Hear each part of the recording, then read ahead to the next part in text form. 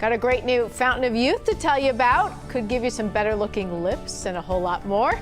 And the team from the Advanced Cosmetic Surgery and Laser Center in the house today. Good morning to you. They're going to tell us more about it and a few other things too.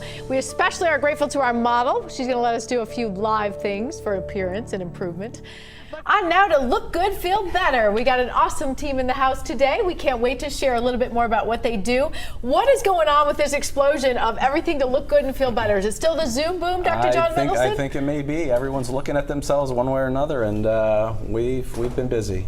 Who would have ever thought that that would be the thing following this pandemic that would have just taken off? I mean, there were a number of other things we expected, like people boosting their immunity and all that. No, we want to look better. It shows you, how we're all fearfully and wonderfully made. So I know that you've got a great team here. Karen, I'm going to let you introduce yourself and tell us a little bit about what you're doing here and why you're here. Yeah, Karen Whitney. I'm a physician assistant, and I inject Botox and fillers for a living.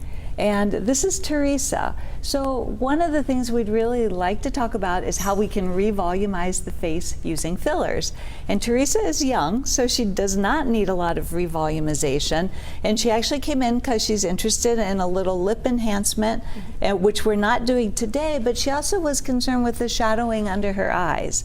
So I wanted to show you how we can use a cannula, which is a rounded tip needle, to safely place filler up into this delicate eye area. The other thing I noticed as I assessed Teresa's face was that her temple was a little bit sunken. And in someone young like Teresa, we don't see that a lot, but as the aging process occurs, hollowing in the temple area is one of those very subtle but telltale signs of aging. So we did place some filler in Teresa's left side here, and we filled her temple and smoothed her tear trough yesterday morning. So you could see the subtle and natural changes that can occur. Okay, so in TV time then, is it okay if I know we've got you numbed a little or whatever you do, you're going to use that cannula you said to go below. Yes. We're going to watch that. I want to ask Dr. Mendelsohn a question while you're going ahead and preparing for that. So we're going to keep the camera on you and see what you're doing. There was some thought with Botox that there was a preventive, like if you started doing it before it was really a problem. Do we think the same may be true with some of these other things, or do we know? You'll see a lot of studies with fillers that talk about the deposition of collagen. I don't think clinically there's a big preventative measure there. Okay. I think this is something that people are starting at a younger period because you can adjust the results accordingly. So, I mean, Teresa's, she's got a beautiful face, but just some of the subtle changes at an early age make a nice difference. Yeah, so, okay. So what you're doing there is you're putting that filler. What is the filler? These are called hyaluronic acids. Specifically, we're using the Juvederm Voluma. And this is a wonderful product. I think that these class of materials are probably one of the biggest changes in facial cosmetic surgery over the past 20 years, actually. And so they're malleable, they're soft, they're easy to manipulate, they're reversible. If for some reason we want to reverse it, we can inject something to dissolve it. Otherwise, they last 2+ years. Wow. So, so how do you feel, okay? Yeah. Okay. So she's not mic'd. We told her she doesn't have to talk. So that was just above it, and then you're going to go and do something below it. So what are you doing? The technique is that we pinch the skin and using an introducer needle, make a small access point through the skin. Now, is she numbed, or is that really hurting? She is not numbed. So it must not be that bad because she didn't even flinch. She did not flinch. Yeah. And then you're putting something underneath. This is the cannula. it's blunt. Okay. It's a rounded tip needle. Wow, because it looks otherwise like a really long needle, it's but blunt. it's malleable, and you can kind of mold it under the skin. You can mold it and advance it and gently inject the product. And so it's a nice way, it's less traumatic, so we're not piercing blood vessels to reduce the risk of bruising. And there's some thought, I read that if it's deeper, it looks more natural. Is that the... But you can see this product can be placed quite superficially. Can you see I'm right in the corner of her under eye area here? You can see the tip of the cannula. And because this product is so soft and smooth, I can place it right up in there where I want it, and then come back and massage it to smooth it. Are you feeling any of that? Is it a little weird? No. So regarding the depth of treatment, depending on the product, some may be injected more deeply and some may be injected more superficially. Got it. Okay. All right. So we're kind of working on her a little bit. You said not everybody can be done with fillers, and sometimes it's better to look at something surgical. So you had some video you sent us of something called the subnasal lip lift. And so this is a procedure that's been around for a while. Okay. And you can see me here marking. So in the nasal sill, you can see where that marking is. We plan to remove or excise some of the, what we call the white lip as opposed to the red lip, to shorten that distance between the nose and the lip. And why would we do this? In normal aging, we lose volume and we lose elasticity and things tend to stretch. So this is one of those things, Liz, that when people come in, you look at designing a room, and once you have the lighting or the appropriate accessory, it sort of pulls things together. And this is one of those subtle procedures that makes a very nice difference. Now, in the patient that we're working on, that you can see, we want to create more lip show. That is, we want more red lip showing.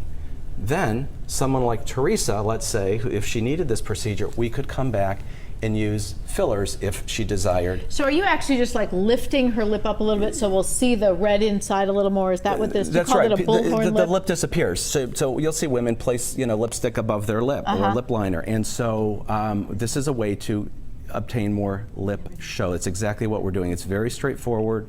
It's a pretty minor procedure with really, really nice results. Okay, so you're lifting the lip, and then we also have a second video that does show that you can use the same kind of fillers that Karen's using with into the lips.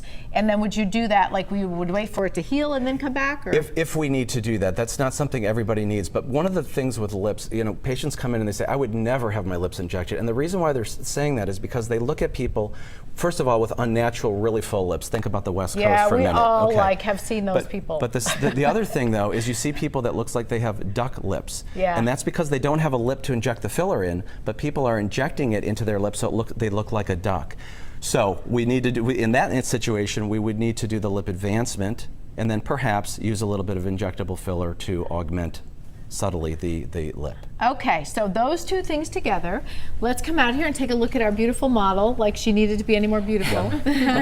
So what are we seeing there, Karen? So this temple has been lifted. We used half a cc or half an ml into her temple for more smoothness and continuity of the forehead, and then placed the filler right up in this under eye area where she was seeing shadowing. And that's the access point. She won't have any bruising. Although bruising can occur, but typically not. And you can see this side was treated yesterday. There's still just probably a little bit of swelling, but it's a very minimal treatment with essentially no downtime. Yeah. And the result, and we can treat patients who really have a large volume deficit and big circles and depressions under their eyes, as well as making these subtle adjustments. Okay, so we would be amiss if we didn't conclude this by asking you cost differences in some of these procedures. And then we also have a phone number to make sure people can ask you a few more questions, because I want those questions to go to you. Yeah, so the Voluma filler does last up to 2 years, and it's usually around $850 to $950. Depending on how many syringes we're using. The Volbella softer filler has an FDA approval of 1 year. We often see that these products remain in the tissue for significantly longer.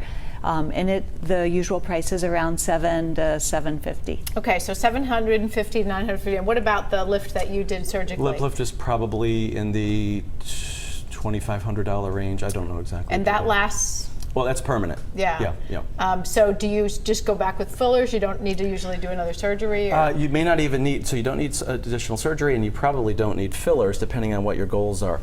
The normal dimension here, so what we see women who have 20, 22 millimeters of length. That's too long. We want that to be 13, 14, 15 millimeters, okay? Got it. So once it's done, it's done. All right, as you mentioned, you can reach out to the team at the Advanced Cosmetic Surgery and Laser Center. Thanks for being bold. Thanks for coming in today. So glad to have you here. Thank you, Liz. All right, Thanks, Liz. We love your work.